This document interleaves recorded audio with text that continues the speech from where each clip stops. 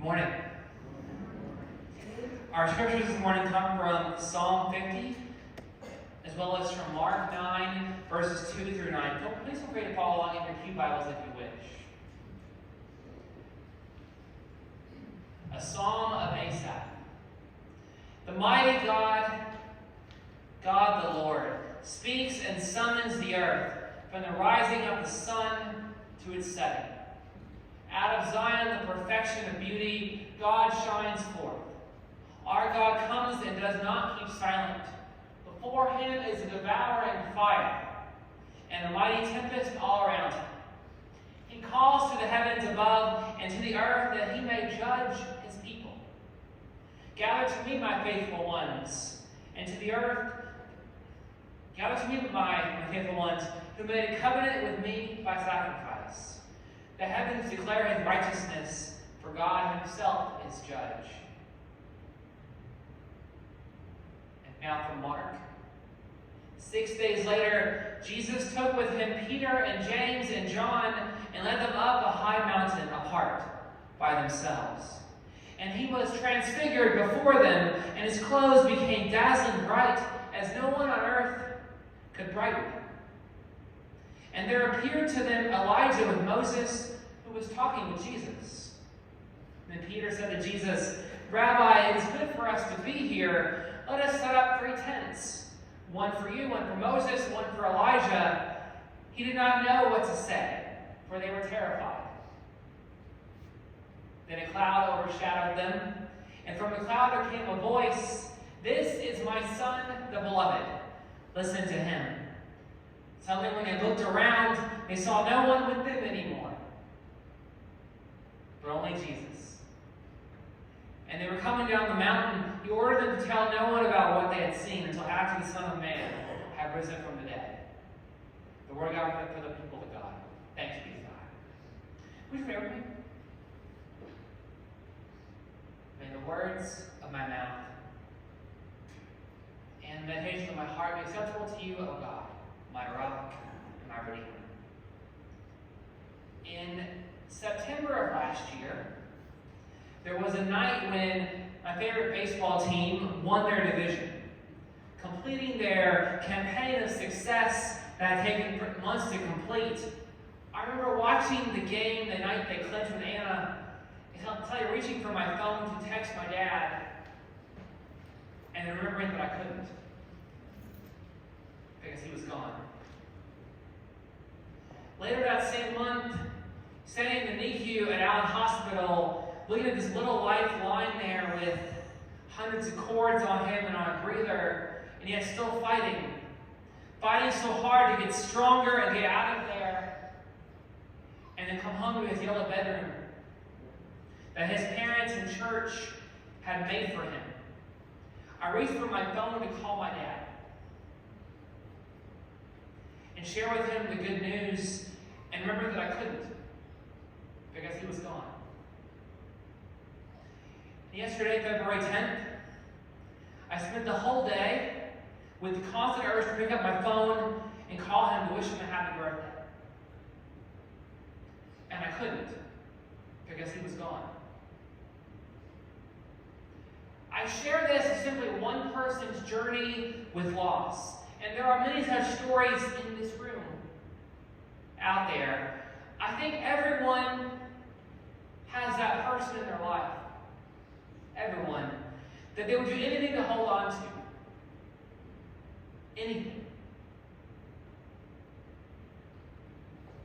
To want one more date with, one more minute with. To paraphrase a wise member of this church, it is human to want to hold on. But when someone you love is sick, death is a release from that hurt, end quote. Where they are now, my friends, is better anyways, and we know we'll see them again, but it's our selfish desire for more time. Our selfish desire for more time is human. It's so human, but not always feasible, I'm afraid. I think that what we all can do instead is look for moments in our lives now to channel our loved ones, to find their spirit and love and things that remind us of them. Maybe listening to a song they loved, or reading a book they loved. Whatever it is, we find that small thing to take us back to their soul. Take us back to their soul. To go to their mountaintop, and in that brief moment, to be with them again. To be with them again. Even if it's just a reminder of who they were. We all have moments in our lives where we feel the need to be transfigured, to be reminded of the good within us all. And that's why this Mark passage is so amazing, so integral to us as Christians, because we can find this spot in the gospel, find the exact spot in the gospel where Jesus is himself having a hard time. I mean, think about it. He's just lost his beloved cousin John, killed on the whims of a mad woman, and a king valuing his reputation over what was right. Jesus is probably feeling pretty down in that moment, needing a pick-me-up, needing something to help him, needing to know he's on the right path. He needs to know. Needing to have that assurance. Jesus is, of course, found clothed in a blinding flash. He appears to disciples as if he stepped out into an island blizzard. Probably pretty hard to look straight at. I love that instead of being awed or bowing down, Peter just goes to start building tents. Okay, Peter, I have a question for you, Peter. You reached at the top of the mountain. You're one of the only people alive to see Jesus as what as he actually is. The Son of God, dressed all in white. You've been traveling with him for months, seeing miracles. You finally get a chance to see him as he truly is, the Son of God, and your first reaction is to build a tent. What?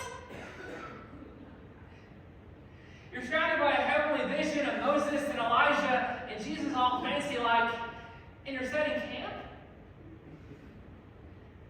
Why now? Peter's trying to be helpful, y'all. He's trying to be helpful. He's trying to capture the moment, trying to hopefully convince Elijah and Moses and Jesus, holy image Jesus, to stay a while. I guess I sort of get it, right? I mean, he's faced with this profound moment where he has Jesus and Moses and Elijah all in one place, but Peter misses the obvious point here. Peter misses the obvious point here, that Moses and Elijah are not actually on this side of the veil. They're not. That in climbing the mountain, he's reached a point where the walls between heaven and earth are thin. They're not as strong. And that here, for a little while, Moses and Elijah could come and stand symbolically representing to the prophetic ancestry Jesus was living into.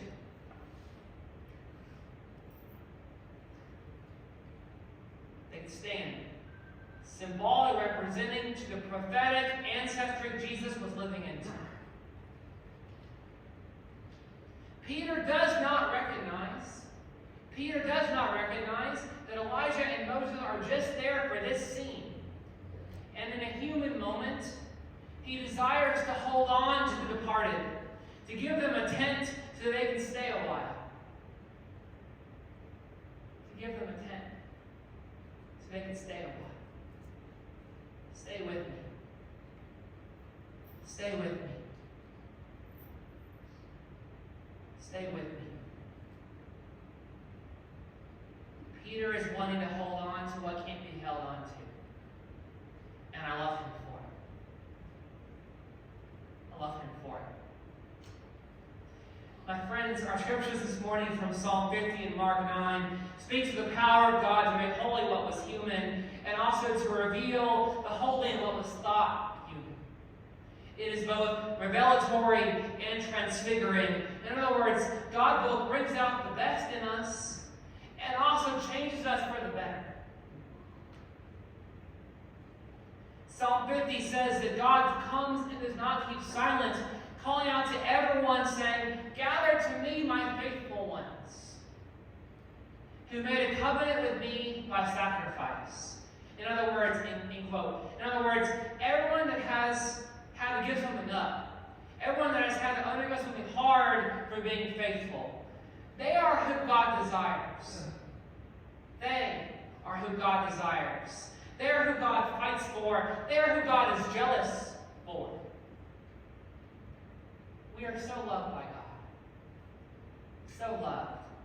But sometimes it's hard to feel that love when we're entrapped in our own heads. Maybe you're stuck in the past on something hard in your path, in your faith. Maybe you're feeling down over someone long gone. Grief or depression, appearances and societal pressures. There are so many distractions from God in our daily lives. So many. So church, this morning, who's really holding you back from a fuller relationship with God? Let it go. Let it go. Place it on your altar and leave it behind. Place it on your altar and leave it behind. Embrace the possibility of a fuller life with God, who wants you to love her back. Come back home to where you belong. Come back home to where you and you and you and you and all of you belong. I cannot bring my dad back. I cannot fix what was permanently broken or recall all that was lost. I can, however, but I can leave behind the selfish need to have him all to myself and embrace the possibility that he never left at all. And embrace the possibility that he never left at all. That all I have to do is change my desire from one of physical touch or physical presence to one of a spiritual harmony with where he actually is. Right here. Right here. In my heart. I have to be ready for a journey, my friends. Ready to seek fulfillment instead of the impossible. That all I really have to do is put on some climbing shoes. Put on some climbing shoes. Find a spiritual slope somewhere within me. And start putting one foot in front of the other. Each step telling myself that as the ground falls way behind me, so too will all my grief and all my sadness, all my hurt and all my longing. And each step will take me higher and higher into a zen of understanding that there is nothing but God, nothing but love, that he is always with me, cheering me on, that he is always with me and had already marked the path with fun little pennants and messages cheering me on.